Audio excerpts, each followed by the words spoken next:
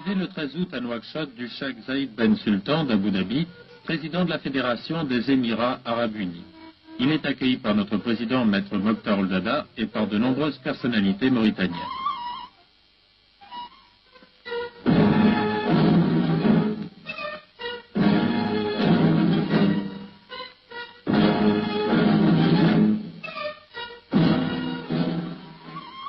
Cette visite officielle du souverain d'Abu Dhabi, faisant suite à celle du roi Faisal d'Arabie Saoudite et à celle de l'émir du Koweït, montre à quel point se sont resserrées les relations entre la Mauritanie et les États arabes du Golfe Persique.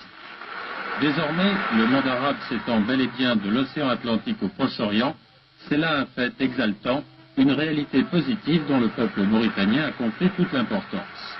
Il vient de le prouver en réservant au souverain d'Abu Dhabi un accueil populaire particulièrement chaleureux. Dans l'après-midi, le président de la Fédération des Émirats Arabes Unis a visité en compagnie de son hôte, le président Mokhtar Ould Daddah, le musée national de Nouakchott. Il y est accueilli par notre ministre de la Culture et de l'Information, M. Ahmed Ould Sidi Baba. Les très riches collections du musée ont vivement intéressé notre visiteur.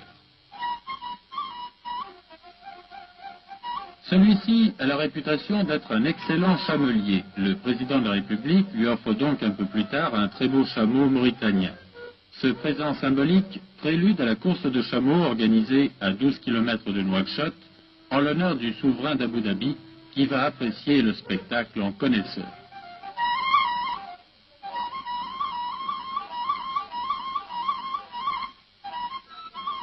Dans la soirée, un grand dîner méchoui est offert par le chef de l'État dans les jardins de la présidence, en l'honneur du président de la Fédération des Émirats Arabes Unis.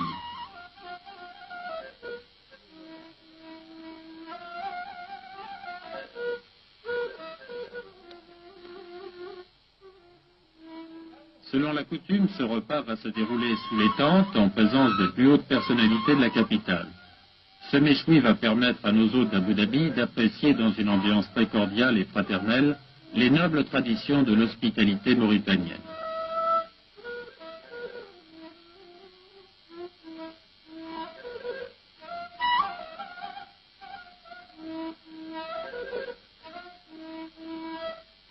Séance de travail le lendemain, les membres des deux délégations, dirigées respectivement par le président de la Fédération des Émirats et par Maître Mokhtar Ould Daddah, ont étudié ensemble les questions de coopération et les problèmes d'intérêt commun.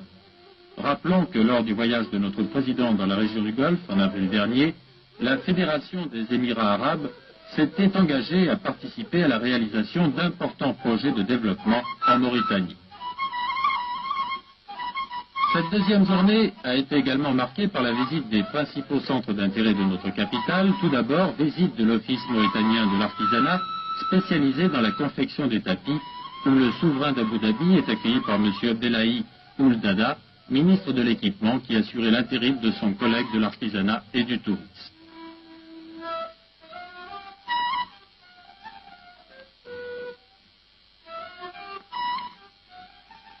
Second centre d'intérêt, le Wharf de Nouakchott, où le président de la Fédération des Émirats a été accueilli par l'ovation chaleureuse des dockers.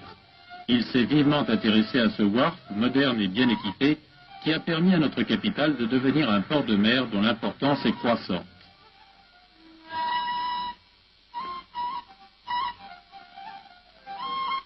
À bord d'une caravelle d'Air Afrique arrivée de l'émir d'Abu Dhabi à Nouadhibou, capitale économique de la Mauritanie, où doit s'achever son voyage officiel.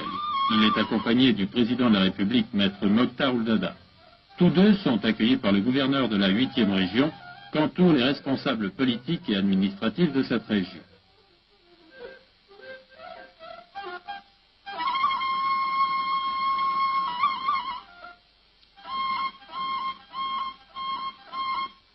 Le chef de l'État et son hôte ont reçu de la population de Nouadhibou un accueil particulièrement enthousiaste. Une véritable marée humaine entoure le cortège présidentiel lorsqu'il fait mouvement vers le gîte d'État.